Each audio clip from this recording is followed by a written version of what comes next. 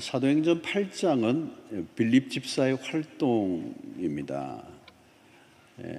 이 초대교회에 이 구제 문제로 인해서 세워졌던 7 집사 가운데 한 사람은 바로 앞에 스데반 집사는 순교를 당하죠. 그리고 스데반 집사가 이제 활동하는 이 8장, 복음이 굉장히 빠르게 이동을 하고 있는 장면입니다. 그래서 스데반 집사의 선교로 인하여 핍박이 이제 가속화되고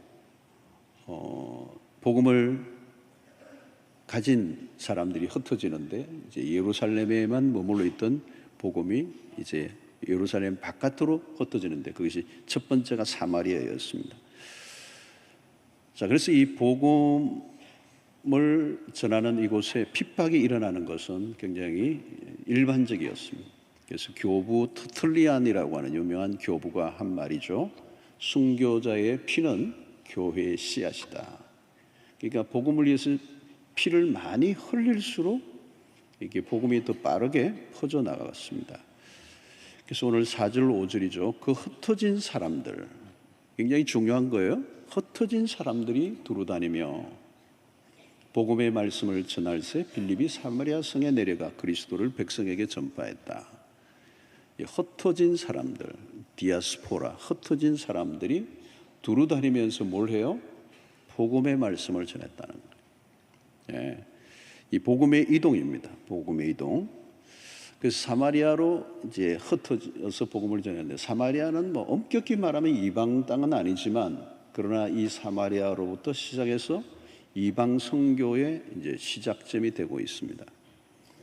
자, 하나님의 구원이 구체화되어져 가는 과정이죠. 이제 복음이 퍼져간다. 이 말은 오늘날 우리가 생각하는 개념하고는 좀 다릅니다. 오늘날은 우리는 전도를 해서 뭐 교회에 데리고 오고 또 교회가 성장하고 이제 이런 개념으로 우리가 이해를 많이 하는데, 그것과 상관없이 이 복음, 하나님의 구원의 계획 안에 있는 이 복음이 어떻게 선포되고 또 거기에 반응하는가, 이것을 말씀하고 있습니다. 오늘 복음이 전해지자 어떤 일이 일어났습니까? 6절과 7절에 보니까 무리가 빌립의 말도 듣고 행하는 표적도 보고 한 마음으로 그가 하는 말을 따르더라. 그래서 많은 사람에게 붙었던 더러운 귀신들이 크게 소리를 지르며 나가고 또 많은 중풍병자와 못 걷는 사람이 나으니, 그러니까 이게 예루살렘에서 예루살렘 교회에 일어났던 일이 사마리아 땅에도 재현되고 있는 겁니다. 예루살렘의 부흥의 역사가 사마리아에도 동일하게 일어나요. 복음을 전하고 많은 사람들이 따르고 귀신이 떠나가고 중풍병자가 낫고 못 걷던 사람이 나음을 입는 역사, 기적이 일어난 거죠. 그러니까 동일한 성령의 역사이기 때문에 예루살렘에도 그런 역사가 일어났고 또 사마리아 땅에도 일어난 것입니다. 자, 이 일로 어떤 일이 일어나는 가장 뚜렷한 하나의 증거가 8절에 나와요. 그게 그 성에 큰 기쁨이 있더라 그랬습니다. 큰 기쁨이 있더라. 여러분, 복음이 들어간 곳에 일어나는 현상입니다. 큰 기쁨이 있다는 거예요. 기쁨은 여러분 조작이 안 되는 겁니다. 조작이 될 수가 없어요. 근데 세상에 기쁨이 없으니까 그 기쁨을 만들려고 애를 쓰죠. 조작하죠. 그게 이제 요즘 엔터테인먼트 문화, 그죠? 사람들이 돈을 가지고 어떤 쾌락을 사고 재미있는 걸 찾아내려고 하죠. 그 조작이죠. 그런데 그 기쁨은 오래 안 가잖아요. 만든 기쁨이니까. 더 그런 거를 찾으면 찾을수록 나중에는 더 허무가 찾아오죠. 막 파티를 하고 뭐 어디 뭐 신나는 뭐 게임을 하고 해도 얼마 못 가서 이제 고갈이 되죠, 그죠? 계속 그렇게 할 수 없잖아요. 그러니까 우리 한국 사회가 조작된 기쁨을 많이 찾는 사회예요. 그러니까 뭐가 뭐죠? 도파민. 이 도파민 중독이에요.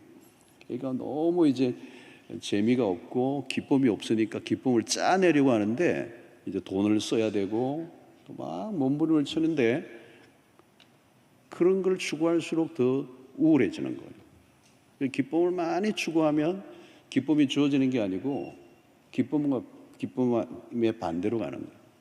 그래서 여러분 그런 쾌락과 즐거움을 추구하는 그 끝에 뭐가 찾아오죠? 우울이 오는 거예요.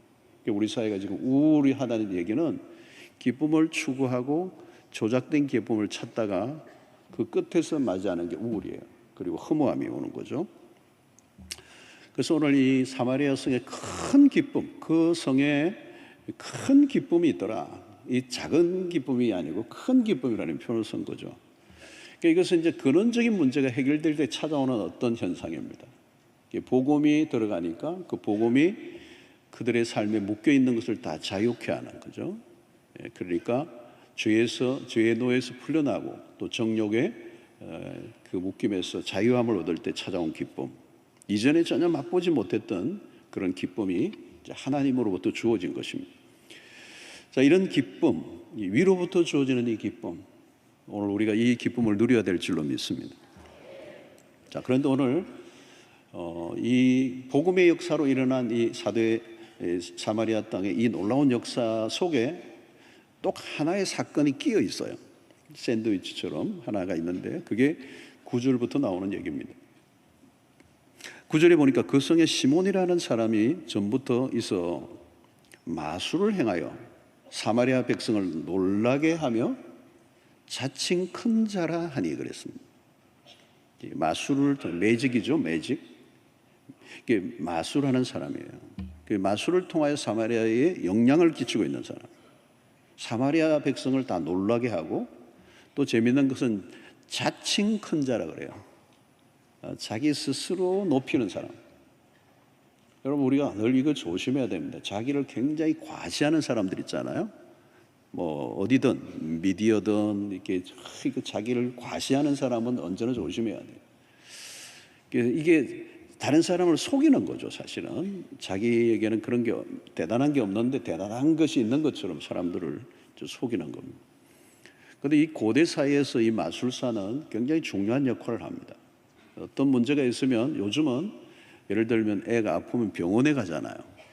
뭐 상담사를 찾는 거, 뭐 이렇게 하는데 요즘 그 시대는 통틀어 뭐 모든 것을 다 통합해서 이렇게 관할하는 사람들이 마술사예요. 그래서 마술사에게 찾아가고, 그래서 뭐 애가 아파도 마술사에게 찾아가고, 뭐 잠을 못 자도 가고, 뭐 하여튼 뭐 애를 못 낳아도 마술사를 찾아가는 거예요. 지금도 여러분 아프리카나 이런 부족 마을에 가면 거기에는 주술사가 그 마을의 부족의 왕초 노릇이에요. 지금 사마리아 땅도 꼭 그런 거죠. 그런데 과대 포장한 것이죠. 자기가 대단한 것처럼 영향을 끼치고 있는 것입니다. 자, 그런데 보면 10절에 이런 말씀이에요. 낮은 사람부터 높은 사람까지 다 따르며 이르되, 이 사람은 크다 일컫는 하나님의 능력이라 하더라. 속이는 얘기입니다. 근데 누가요? 낮은 사람부터 높은 사람까지. 이 마술사를 어떤 사람이 따르느냐? 낮은 사람부터 높은 사람까지. 그러니까 무지한 사람들만 따르는 게 아니고 이 마술사를 굉장히 그 사회의 지도층의 사람들도 다 따르는 것입니다. 이 마술사 시몬의 영향력 안에 다 들어가 있는 거예요. 그리고 여러분, 우리가 자세히 보면 사람이 굉장히 똑똑한 것 같은데 무지해요. 비행기를 사가지고도 그 앞에서 활주로 해서 새 비행기를 사면, 한국의 어느 기업들도 그럽니다. 비행기 그 최첨단의 비행기를 사가지고 새 비행기를 활주로에 넣어놓고 고사를 지내요. 이게 안 맞는 거죠, 그죠? 문명의 최첨단의 비행기인데 그 앞에서 웃는 돼지를 딱 놓고 절을 하는 거예요. 무사 운항을 하게 해주겠다, 해달라, 이런 것. 그러니까 굉장히 학식이 높으면 미신을 안 섬길 것 같은데 미신을 믿는 거예요. 그 인간의 무지합니다. 그러니까 미신인 줄 알면서도 그 미신을 떨치지를 못해요. 그래서 서양 사람들도 13일의 금요일, 이게 뭐가 있는 거거든요. 거기에 딱 사로잡혀 있어요. 그죠? 우리가 미신을 안 믿죠. 근데 4층에 사자를 안 붙이고 F 일어났잖아요. 운동선수들도 유명한 아주 최고의 운동선수인데 징크스를 믿잖아요. 그 팬티를 안 갈아입는데 그날은 나갈 때. 이게 그죠.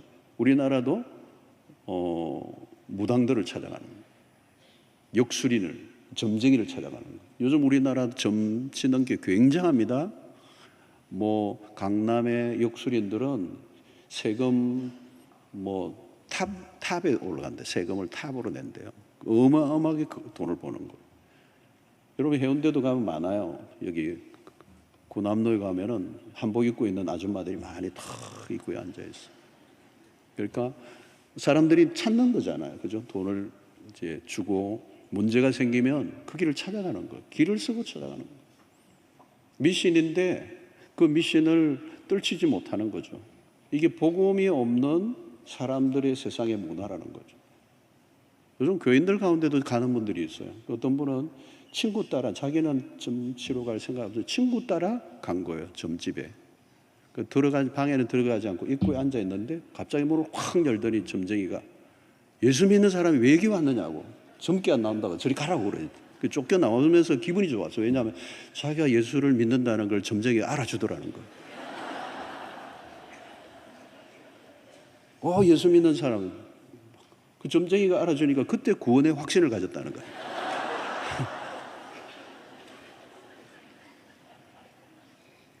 여러분, 이 마술사는 누구예요? 귀신의 힘을 빌어서 장사를 하는 사람. 엄밀히 말하면 사기예요. 속이는 사람이죠. 그러니까 영계에서 비즈니스를 하는 사람이야. 그죠? 그러니까 여기에 많은 사람들이 놀아나면서 이 사람의 영향력이 사마리아 성을 지배하고 있었다는 거예요. 빌립이 들어가니까 그 마을이 그렇게 되는 거예요. 11절에 보니까 이렇게 얘기해서 오랫동안 그 마술에 놀랐으므로 그들이 따르더니. 그게 여러분 여기 앞부분에도 그렇고 두 번 나오는데 놀랐다는 표현, 그 마술에 놀랐다는 겁니다. 이 놀랐다는 표현이 뭘까요? 문제를 해결해 주는 게 아니에요. 사람들을 속이는 것입니다. 그러니까 오랫동안이라는 말은 역사가 오래된 거죠. 오랫동안 뿌리 깊이 이 마술사가 그 도시를 장악하고 있는 겁니다. 추종하고 있는 겁니다. 그리고 마술사 한 사람에게 그 땅의 사람들이 다 기대어 살고 있는 거예요. 문제가 있으면 그를 찾아가는 거예요. 여기서 뭘 보여주죠? 복음이 없는 세상의 실상입니다. 다른 해결책이 없는 거예요. 여러분, 세상의 사람들이 어려움의 문제에 부딪히면 길이 없습니다. 길이 없어요. 그러니까 약을 먹고 그래서 자신의 삶을 포기해버리죠. 물론 귀신도 능력이 있어요. 어느 정도 능력이 있습니다. 기적을 일으키기도 합니다. 귀신들이. 그렇죠? 근데 그거는 귀신의 힘이죠. 그리고 근원적인 문제를 해결해 주는 것이 아닙니다. 그런데 사람들이 그 속임에 놀아나고 있는 것이죠. 세상에 복음이 필요한 이유가 여기 있습니다. 빌립이 복음을 전하자 그 도시에 어떤 일이 일어났습니까? 마술사를 따르던 사람들이 빌립을 따르기 시작한 거예요. 12절 13절에 보니까 빌립이 하나님 나라와 및 예수 그리스도의 이름에 관하여 전도함을 그들이 믿고 남녀가 다 세례를 받으니 시몬도 믿고 세례를 받은 후에 전심으로 빌립을 따라다니며 그 나타나는 표적과 큰 능력을 보고 놀라니라. 자, 빌립의 사역을 통하여 귀신이 떠나가고 병들이 고쳐지는 역사가 일어나고 많은 사람들이 예수를 믿고 세례를 받는 일이 일어났어요. 영적인 재편이 일어난 거죠. 그래서 마술사 시몬의 영향력 아래 있던 사람들이 이제 다 빠져나오기 시작한 것입니다. 그래서 마술사의 역할이 필요 없게 된 것이죠. 마술사를 찾아갈 이유가 없는 겁니다. 참된 능력이 나타난 거예요. 그러니까 마술사 시몬이 그 모습을 보면서 감탄을 한 것입니다. 여러분, 이 시몬 마술사의 능력은 악한 힘을 빌려서 병을 낫게 해요. 그러나 빌립이 행하는 것을 보니까 자기하고는 전혀 다른 것입니다. 그래서 자기가 아무리 능력이 있다 할지라도 그 하나님의 능력에 의지하여 행하는 빌립을 당할 수 없다는 걸 그가 알았습니다. 그래서 그 앞에 무릎을 꿇은 것이죠. 그리고 세례를 받고 빌립을 따라다녔습니다. 그런데 성경을 자세히 보면 그가 과연 예수를 제대로 믿었는가 하는 것입니다. 이어서 나오는 그의 행동을 보면, 그에 대한 사도들의 판결을 보면, 그리고 그가 거짓 믿음이라는 게 이제 드러나게 되어 있습니다. 자, 빌립이 안수를 원해요.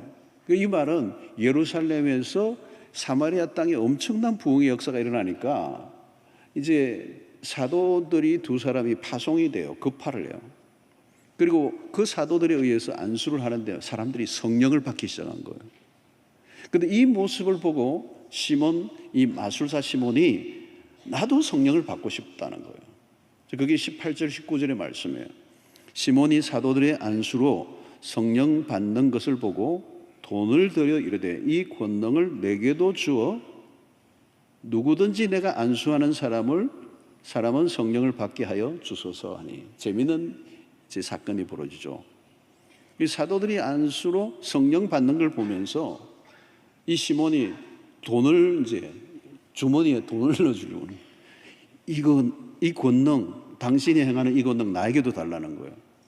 그래서 내가 안수하면 다른 사람들도 성령 받는 일들이 일어나게 해달라는 거예요. 자, 여러분, 여기에서 그가 진짜 원하는 것은 능력이 아니에요. 빌립이 행한 능력과 기사가 부러웠습니다. 왜? 그 능력을 통해서 자기가 이전에 마술할 때보다 더 큰 능력으로 돈을 벌고 명예를 얻고 싶었던 거예요. 그래서 여러분, 그 능력을 돈으로 사고자 했다는 거예요. 그래서 여기에서 이 시몬이라는 이 단어, 이름, 이 시몬에서 그 M을 하나 더 붙이고 Y자를 붙이고 시몬이라는 단어를 하면 뭐가 나오느냐면 성직 매매라는 단어가 여기서 나와요. 그러니까 거룩한 것을 돈으로 살려고 한 것이. 성직 매매라는 거예요. 시몬이라는 단어가 생겼어요.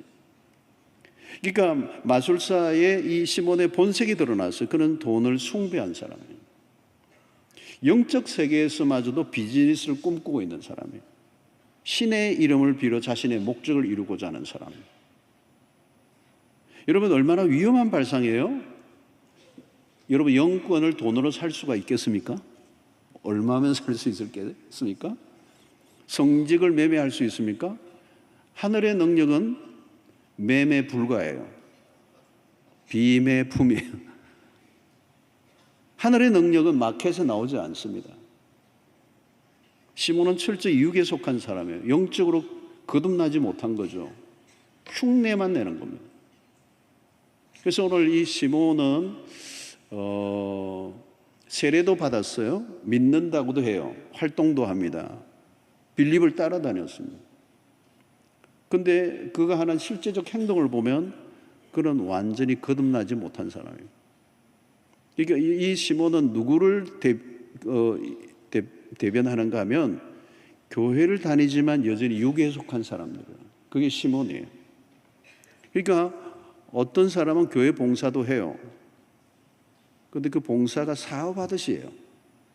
그러니까 봉사와 헌금을 하지만 실제로는 자기 안에 내면에 어떤 다른 동기가 있는 거예요. 그죠? 교회를 세속적인 도구로 이용하려고 하는 겁니다. 이게 교회 안에 들어오는 거죠. 직분을 얻어도 세속적인 방법으로 직분을 얻으려고 하는 사람들이 교회 안에 있어요. 우리 교회는 없습니다. 그래서 자신의 사욕을 채우기 위해 신앙을 끌어오는 겁니다. 그런 예수를 구한 게 아니라 기적을 원했어요. 성령을 바란 게 아니고 기적을 원했던 거죠. 그러니까 여기서 우리가 안타까운 것은 뭐냐면 예수를 먼저 만나야 되는데 예수를 만나기 전에 다른 것에 먼저 눈을 뜨는 겁니다. 그래서 여러분 다 다르겠지만 내가 신앙생활을 처음 어떻게 접근했느냐가 참 중요해요. 이게 처음 교회를 만나는 게 참 중요합니다. 그 처음 만난 교육자가 참 중요해요. 제가 보니까. 그러니까 복음을 먼저 경험하는 거. 그걸 경험 안 하고 교회나 어떤 봉사나 예수에 관련된 것에 먼저 연결이 되는 거예요. 복음을 받아들이기 전에 다른 것에 내가 먼저 접하는 거죠. 그러면 이게 처음부터 엉켜서 잘못 가는 거예요. 마치 와이셔츠 단추를 처음부터 잘못 끼우면 계속 잘못 끼우게 되는 것처럼 오늘 이 시몬이 그런 거죠. 그는 복음을 직접 경험하고 그리고 그 안에서 하늘의 것에 대한 사모함이 있는 게 아니라 그 능력이 탐이 난 거예요. 그러니까 그것에 이제 꽂히니까 다른 게 이제 안 들어오고 그것을 얻기 위해서 그는 자기는 돈까지 이제 쓰겠다는 겁니다. 그럼 능력이 왜 필요하죠? 하늘의 능력은 사적 용도로 쓰여지기 위해서 주어진 게 아니에요. 그죠? 성령의 충만 왜 필요하죠? 하늘의 목적을 위해서요. 하늘의 목적이 뭘까요? 사도행전 1장 8절이죠. 오직 성령이 너희에게 임하시면 너희가 권능을 받고, 권능을 받는 이유가 뭐예요? 예루살렘과 온 유대와 사마리아 땅끝까지 이르러 내 증인이 되기 위하여. 그 증인이 되기 위해서는 어떤 데는 목숨까지 바쳐야 되는데 목숨까지도 바칠 수 있게 만드는 확신, 이게 필요한 거죠. 그죠? 그러니까 능력보다 더 중요한 것은 하나님을 만나는 겁니다. 예수님은 이제 이 부분에 대해서 이미 산상수훈 끝 마지막 결론에 마태복음 7장 21절 23절 이렇게 얘기하셔요. 나더러 주여 주여 하는 자마다 다 천국에 들어갈 것이 아니요. 이거 무슨 얘기죠? 다만 하늘에 계신 내 아버지의 뜻대로 행하는 자라에 들어가리라. 그날에, 마지막 날이에요. 그날에 그 다음에 뭐죠? 많은 사람이 나더러 이르되 주여 주여 우리가 주의 이름으로 선지자 노릇하며 주의 이름으로 귀신을 쫓아내며 주의 이름으로 많은 권능을 행하지 아니하였나이까 하리니 그때 내가 그들에게 밝히 말하되 내가 너희를 도무지 알지 못하니 불법을 행하는 자들아 내게서 떠나가라 그래서 이 주님의 경고입니다. 이 말세에 가짜들이 일어날 것에 대한 예언이에요. 그러니까 가짜가 더 많다는 얘기예요. 사실 이 얘기는 이게 마술사가 그런 사람입니다. 복음을 전하고 많은 사람들이 그리스도께 오지만 이 마술사 시몬은 복음에 관심이 없어요. 거기서 능력을 내가 취하고 그 능력을 통하여 자기 자신의 명예와 자신의 부를 위해서 눈에 꽂혀 있는 것이죠. 그래서 시몬이 예수를 믿는다고 하지만 예수를 믿는 게 아니에요. 그런 가짜 신자의 전형입니다. 모양은 다 갖추고 있는데 실제로는 속은 완전히 사입이라는 거예요. 사단도 그렇죠. 강명한 천사입니다. 사마리아 사람들이 이 사입의 영향 아래 있었던 거죠. 그런데 이 복음이 들어가는 순간 그의 모든 실체가 드러나게 돼요. 그래서 예루살렘에서 급하던 베드로가 시몬을 책망합니다. 20절에 베드로가 이르되 내가 하나님의 선물을 돈 주고 살 줄로 생각하였으니 내 은과 내가 함께 망할지어다. 이게 무서운 얘기죠. 하나님의 선물을 돈 주고 살 줄로 생각했다는 거예요. 돈으로 될 줄 알았다는 거예요. 돈으로. 이 사람이 돈을 숭배한 사람이에요. 마술사인데 마술은 그냥 하는 거고 백성들을 속여서 돈을 버는 거예요. 그게 여러분 세상의 모습이에요. 세상은 다 속여서 돈을 버는 거예요. 사람들의 눈속임으로 돈을 버는 거예요. 왜? 돈이 전부니까. 그래서 그리고 그 하나님의 선물을 돈으로 살 수 있다는 이 황금 만능주의의 사상이에요. 황금 만능이 뭡니까? 돈으로 다 된다는 거 아니에요. 여러분 돈은 참 힘이 세죠, 그죠? 대단한 거예요, 그죠? 사고를 치고도 돈으로 해결할 수 있다고 믿는 사고방식. 이 착각이잖아요. 돈으로 해결할 수 있다는 생각 자체가 매우 위험한 거예요. 영적 세계로 들어오면 돈은 아무 쓸모가 없는 거죠. 그런데 시몬은 영적인 지도자로 그 도시를 통치하고 있지만 자칭 큰 자라 하지만 사실은 돈의 지배 아래 있는 사람. 여러분 어떤 사람 거죠? 문제가 생기면 그래요. 그 얼마면 돼? 원하는 대로 내가 줄 때 해결해. 그러나 여러분 돈이 할 수 있는 일은 지극히 제한적이에요. 마술사 시몬은 신앙은 들지 않고 신앙을 인간적인 방법으로 이용하려고 하는 겁니다. 여러분, 신앙은 기술도 아니고 방법도 아니고 능력도 아니고 뭐 기적도 아니에요. 우리가 뭘 하느냐도 중요하지 않아요. 하나님이 무엇을 행하셨는가를 알아가는 거죠. 그 하나님이 무엇을 행하셨는가에 가장 농축된 게 복음이잖아요. 십자가잖아요. 이제 베드로는 지금 매우 준엄하게 내가 가진 은과 함께 망할지어다. 막 베드로가 막 노해가지고 한 말이 아니에요. 어떻게 돈으로 하나님의 선물을 살려고 생각하느냐는 거예요. 하나님의 은혜를 어떻게 돈으로 살 수 있느냐, 상상할 수 없는 일이에요. 그 결과가 얼마나 무서운가. 이 유사 그리스도인의 전형입니다. 23절에 보니까 내가 보니 너는 악독이 가득하며 불의에 매임바 되었다. 시몬을 베드로가 정확하게 보는 거죠. 너 하나님과 거리감으로도 한참 멀었다. 24절에 보니까 시몬이 대답하여 이르되 나를 위하여 죽게 기도하여 말한 것이 하나도 내게 임하지 않게 하소서.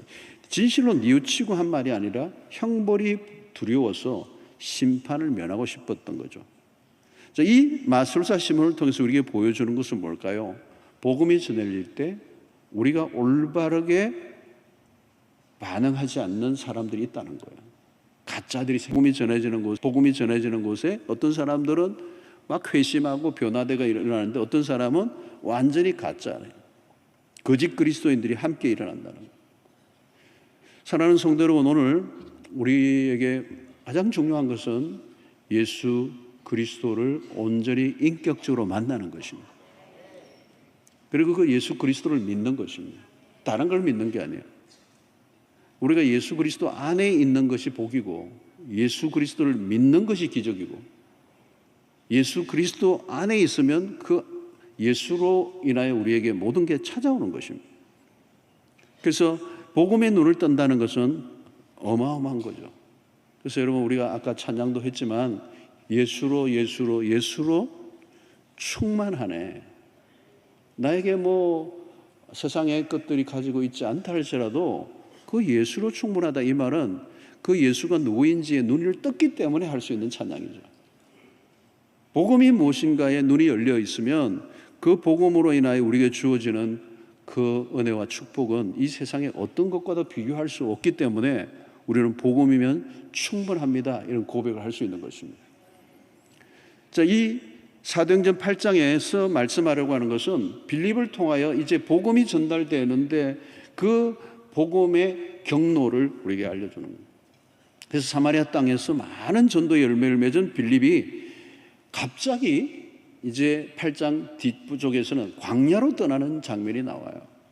26절을 보면 주의 사자가 빌립에게 말하여 이르되 일어나서 남쪽으로 향하여 예루살렘에서 가사로 내려가는 길까지 가라 하니 그 길은 광야라. 남쪽으로 향하게 했어요. 그런데 누가요? 주의 사자가 나타난 거예요. 여러분, 신기한 일이죠. 사마리아 성에서 많은 사람들을 주께로 이끌어서 지금 막 부흥이 일어나고 있는데 갑자기 빌립을 전혀 한적한 광야로 그냥 이렇게 방향을 틀게 한 거예요. 마치 뭐 오늘로 치면 수영록에 담임 목사로 막 열심히 하고 막 부흥이 되고 이런데 갑자기 저 외딴 섬으로 가라는 거와 똑같아요. 이게 지금 이상한 일이 일어난 거죠. 근데 빌립이 순종을 해요. 영문도 모르지만 순종해서 이제 가는데 누구를 만나느냐? 그 광야에서 그 광야길을 홀로 이렇게 그 마차를 타고 지나가는 한 사람을 만나는데 그 사람이 뭐냐면 에티오피아 사람이고 에티오피아의 그 왕의 그 내시 역할을 하는 사람인데 사실은 국고를 맡은 자라고 하는 거 보니까 굉장히 고위급이에요. 고위급. 오늘날 치면은 재무부 장관 같은 사람이에요. 7세. 근데 이 사람이 종교성이 높고 아주 이렇게 영적으로 열려 있는 사람이에요. 그런데 여러분이 이 에티오피아는 지금이 어디입니까? 아프리카 땅이에요. 아프리카 땅. 그러니까 사마리아에서 역사하던 예루살렘의 복음이 사마리아에서 다시 또 땅끝으로 가는 이 장면이 8장에 나오고 있는. 그런데 어떻게 해요? 갑자기 빌립을 광야로 가게 하고 이 에티오피아 사람을 만나게 하신 거예요. 그러니까 만났는데 무슨 일이 일어나느냐? 이 사람이 그 수레 위에서 앉아서 가는데 책을 탁 펴놓은 거예요. 책을 읽고 있는 거예요. 글을 읽고 있는 거예요. 근데 그 글을, 무슨 글을 읽고 있느냐? 이사야의 성경 말씀을 읽고 있는 거예요. 그리고 이사야 속에서도 몇 장을 읽고 있느냐면 53장을 읽고 있는 거예요. 53장은 여러분들이 집에 가서 꼭 읽으시길 바라는데, 이거는 예수 그리스도의 순환에 대한 예언이에요. 예수 그리스도가 오시기 750여 년 전에 예수 그리스도의 순환에 대한 예언을 한 거죠. 그걸 펴고 있는 거예요. 그게 무슨 말씀인지 모르고 읽고 있는데 빌립과 마주치게 된 거예요. 빌립이 그에게 다가가서 읽고 있는 것을 깨닫느냐 하니까 모르겠다는 거예요. 그에게 이제 그 말씀을 가르쳐 주면서 누구에게요? 그리스도에게 복음을 전하는, 그리스도의 복음. 그래서 35절에 그 말씀이에요. 빌립이 입을 열어 이 글에서 시작하여, 이 글은 지금 이 내시가 읽고 있는 그 이사야 53장의 말씀이에요. 이 글에서 시작하여 예수를 가르쳐 복음을 전하니. 빌립이 복음을 전한 겁니다. 참 이 빌립은 복음에 사로잡힌 사람이고 성령에 매우 민감한 사람이에요. 민감한 거죠. 그리고 복음에 사로잡히고 성령에 민감하여서 그 성령이 이끄시는 대로 지금 온 거예요. 안 그러면 여기에 올 리가 없어요. 그렇게 많은 사람을 상대로 복음을 전하는 빌립이 1대1 만남을 하고 있는 거예요. 1대1 만남. 에디오피아 내시하고 1대1로 만남을 하고 있는 거예요. 이게 훌륭한 복음 전도자의 모델이에요. 성령이 이끄시는 대로 가는 거죠. 성령이 이끄시는 대로 가서 복음을 전하고 복음이 이제 그들에게 하는데, 여러분, 이 복음을 전한다는 이 말은 지금 에디오피아 내시에게 복음을 전한 이 복음이 결국 어떤 역사가 일어나? 아프리카의 복음이 들어가는 거예요. 여러분, 사도 바울이 마게도냐의 환상을 보고 순종합니다. 근데 사도 바울이 마게도냐의 환상을 보기 전에 그가 가고자 했던 곳은 아시아와 비두니아입니다. 나중에 살펴보겠지만 아시아와 비두니아 땅으로 가고자 애를 썼어요. 그런데 하나님의 성령이 계속 막으셔요. 그런데 마게도냐 환상을 보게 돼요. 와서 우리를 도와라. 결국은 그 바울의 순종을 통하여 유럽의 복음이 들어가요. 바울이 그 말씀에 순종함으로 유럽의 발길을 먼저 닿는 거예요. 만약에 아시아로 먼저 왔다면 아시아가 유럽보다 더 문명의 꽃을 피웠을 거예요. 그런데 하나님께서 어떤 형태로든 유럽의 발길을 가게 하셨어요. 그게 하나님의 어떤 섭리죠. 그래서 유럽의 문명을 바꾸고 2000년 기독교 역사에 영향을 끼치는 거죠. 이게 바울의 그 한순간에 방향을 바꾸는 순간 역사의 문명을 바꿔놓는 겁니다. 이제 이 모든 것이 하나님이 주도하시는 일인데, 빌립 집사가 사마리아 성으로 들어간 것도, 가사라는 곳으로 내려가다가 에디오피아 내시를 만난 것도, 이것도 하나님의 디자인이에요. 놀라운 거죠. 우리는 하나님이 시키는 대로만 하면 되는 거예요. 그러니까 여러분, 사도행전을 보면 우리가 뭘 느끼느냐면 하나님이 일으키시는 바람이 있는 거예요. 그래서 예루살렘에 막 바람이 부는데 그 급하고 강한 바람 같은 소리가 일어난 것처럼 바람이 막 불면서 이 바람을 핍박을 통해서 사마리아 땅으로 막 몰아가는 거예요. 근데 이 갑자기 빌립을 훅 불어가지고 어디로 가냐면 광야로 가게 해서 에디오피아 내시를 만나게 하는 거예요. 그가 복음을 들으면서 아프리카에 복음이 들어가게 하시는 이 계획이 이제 이루어지는 거예요. 이 바람이라는 것은 여러분 우리가 하는 게 아니야. 하나님이 일으키시는 거예요. 여러분, 이 송정에 가보면 서핑하는 친구들이 많아요. 젊은 친구들이 이제 서핑을 많이 해요. 저도 이제 서핑을 한번 해보려고 이제 배워서 한번 해보려고. 너무 멋있는 거잖아요. 파도를 타는 게 너무 멋있는 거잖아요. 그래서 해보려고 몇 번 시도하다가 지금 뭐 안 되겠다 하는 생각이 들긴 하는데, 여러분, 서핑을 아무리 잘해도 파도는 일으킬 수가 없어요. 파도가 안 치면 서핑은 아무리 기술이 있어 소용이 없어요. 내가 능력이 아무리 탁월해도 파도가 안 치는데 어떻게 서핑을 해요? 그래서 이게 가보면 광안리나 송정에 가보면요, 다 배 깔고 누워 있어요. 이렇게 파도가 없으니까 강원도 양양에 가야 돼요. 시드니 가면 그걸 컬컬이라고 하는 비치가 있어요. 거기는 진짜 파도 타는데요. 어마어마한 이 시드니가 이 서핑하는 서퍼들이 뭐 많거든요. 뭐 그런 워낙 비치가 많으니까 거칠어요. 근데 그걸 이제 타고 이제 그 파도의 엣지를 타고 가는데 그 묘미가 대단한 거예요. 그걸 정말 탈 수만 있다면 행복할 것 같아요. 중요한 건 뭐예요? 파도는 하나님이 일으키신다는 거예요. 바람을 하나님이 일으키시는 거예요. 저는 이 목회에서 그걸 경험했어요. 저는 이제 호주에서 이렇게 갔을 때도 마찬가지예요. 뭐 개척을 하고 그때 30대 중반이고 뭐 아무것도 모르고 뭐 실력도 없고 능력도 없는데 그냥 교회를 개척하는데 그냥 막 사람들이 몰려오기 시작하는 거예요. 그 제가 지금 돌아보면 그때 거기에 바람이 불었던 거예요. 그 바람이 막 하나님의 막 성령의 바람이 부는데 내가 거기 있었던 거예요. 설명이 안 되는 일이 일어난 거죠. 이 사도행전에는 그런 거를 우리에게 보여줍니다. 복음의 파도가 사마리아에서 에디오피아로 넘어가는 거예요. 빌립이 뭐 잘났다 못났다 이게 아니에요. 하나님의 복음의 이동에 빌립을 사용하신 거예요. 그리고 내시를 만나게 하고, 여러분 이 내시와 만날 수 있는 가능성이 인간적으로 보면 1%도 없어요. 그리고 빌립이 사마리아에서 열심히 하고 있는데 갑자기 광야로 가게 했는데 그 광야에서도 그 넓은 광야에서 어떻게 그 마주침, 짜맞춘다고 해도 할 수 없는 일이에요. 그러니까 그것도 그 만나는 것도 오묘한데 그 내시가 성경을 읽고 있다는 사실도 놀랍고 이 새 53장을 읽고 있다는 것도 놀라운 거고 또 거기에 다가가 가지고 그걸 설명해 주는 것도 놀라운 거고, 여러분 성령이 빌립을 어떻게 이끄시고 구원의 역사를 사마리아에서 아프리카 땅으로 그 복음의 불을 지펴 가시는가를 우리가 보게 되는 거예요. 이게 복음의 이동. 이건 단순한 게 아니고, 그래서 여러분 오늘도 우리의 삶의 발걸음을 하나님이 놀랍게 인도하시는 거예요. 의외의 곳에서 의외의 사람을 만나게 하시는 거예요. 그에게 복음을 전하게 하는 거예요. 저희 집안도 의외의 분이 우리의 삼촌에게 복음을 전하고 그 복음이 우리 아버지에게로 우리에게로 넘어온 거예요.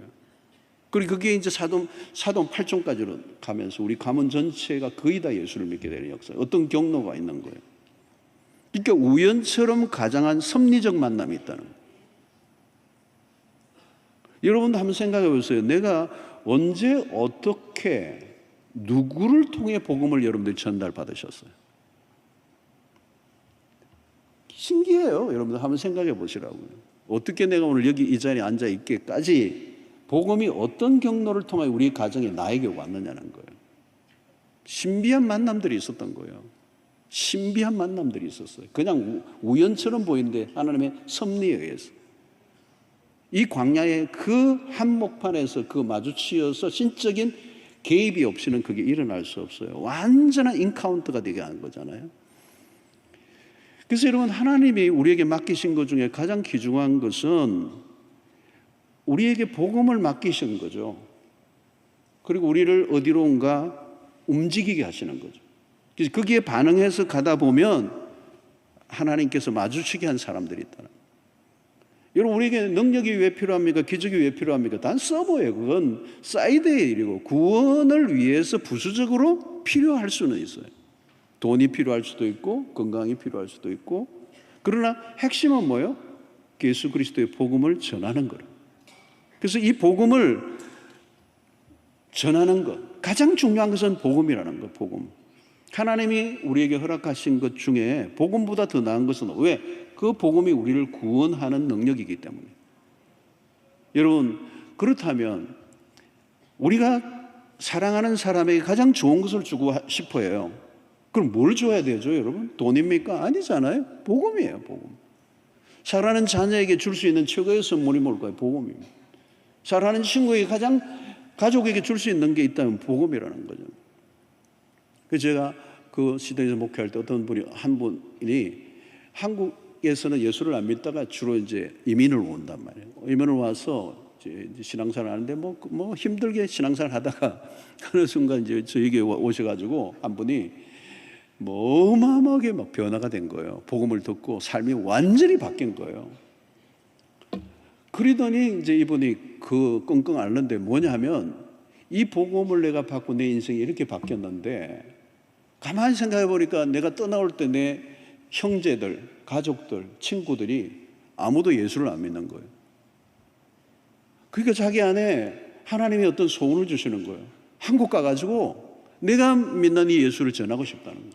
그게 당연한 거잖아요, 여러분. 복음을 받은 사람이 내 인생을 이렇게 바꿔놓았는데 어떻게 막 생각이 나는 거예요. 이 가족들, 여러분 어디 가서 좋은 거 구경만 해도 좋은 것만 먹어도 가족 생각나잖아요. 복음보다 더 강력한 게 어디 있겠어요. 그러니까 이제 그 얘기를 한 거예요.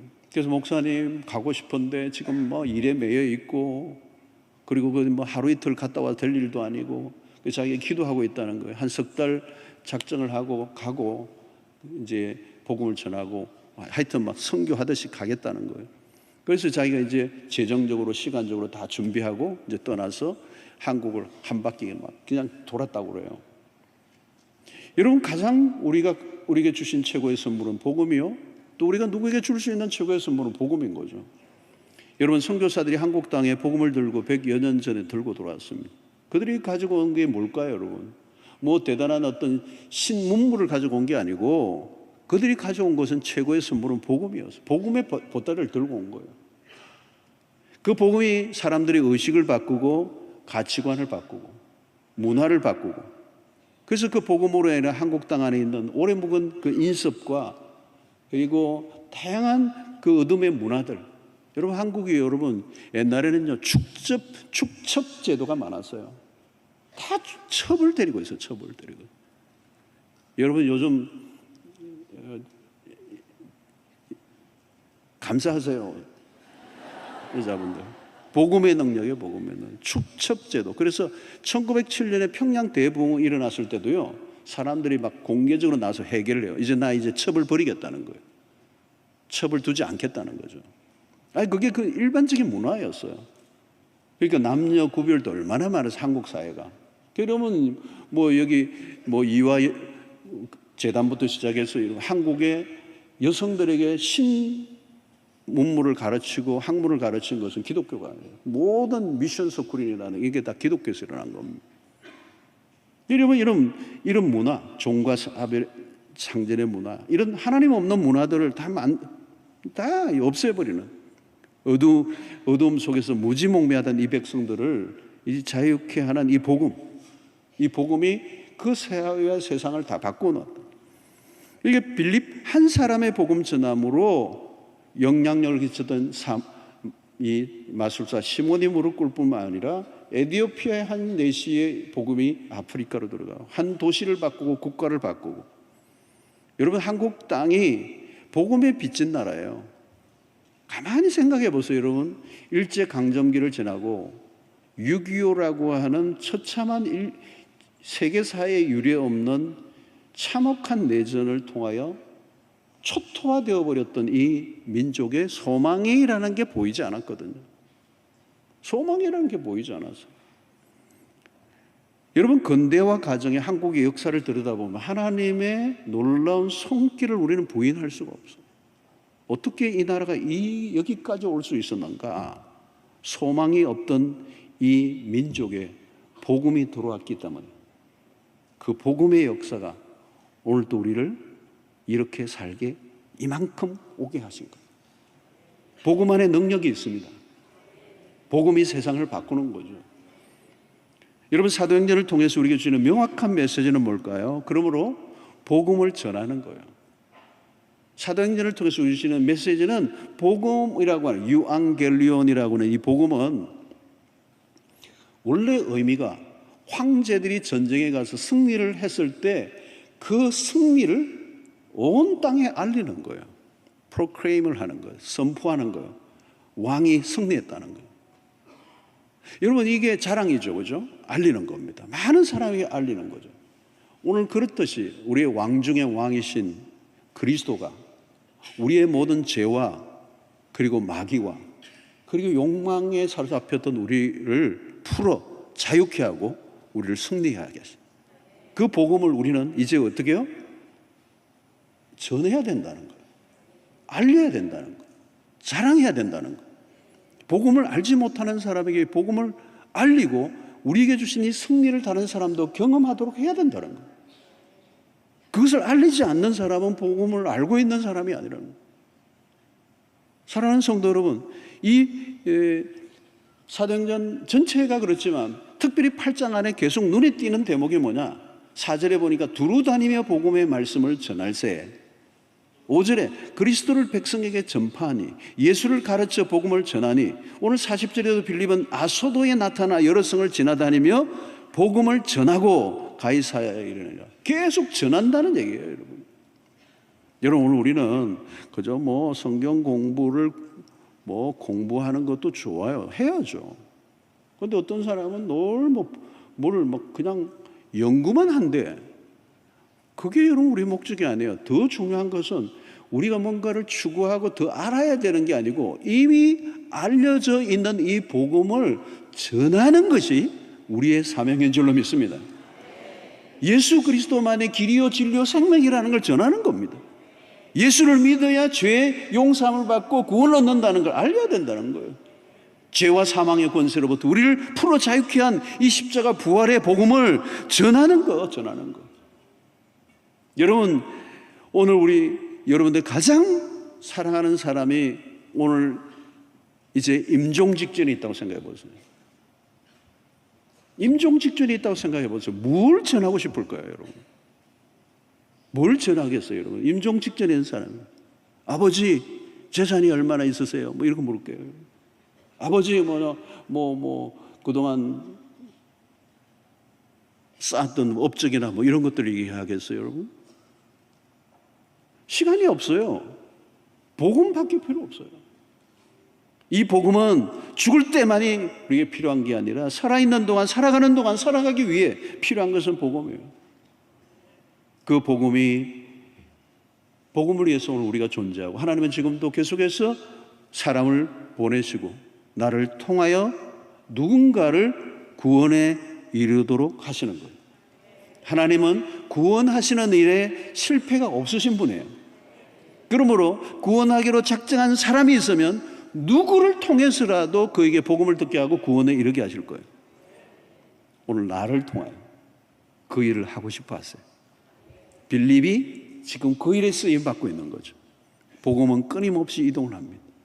그 이동을 하고 해서 오늘 나에게 왔던 것처럼 나에게서 이 복음이 또 다른 사람에게 이동되는 그 일이 필요하고 그 일이 완성되도록 하나님이 우리에게 능력을 주시는 거예요. 필요하면 돈도 주시는 거예요. 필요하면 건강을 주시는 거예요. 건강도 돈도 능력도 은사도 그게 목적이 아니에요.